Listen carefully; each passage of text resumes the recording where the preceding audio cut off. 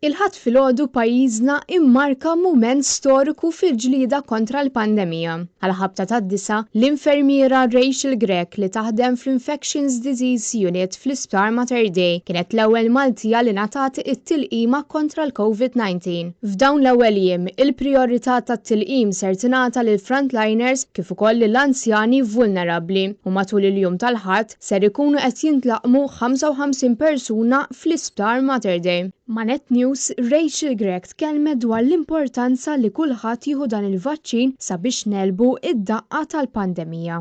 Ħaddi l-opportunità biex ngħaddi messaġġ lin nies hemm barra. F'dawn l-aħħar xhur rajna ħafna tbatija bil-pazjenti kienu morda bil-COVID u nispera li din l-esperjenza tiegħi tagħti messaġġ lin nies hemm barra biex jitlaqmu u jieħdu l-vaċċin.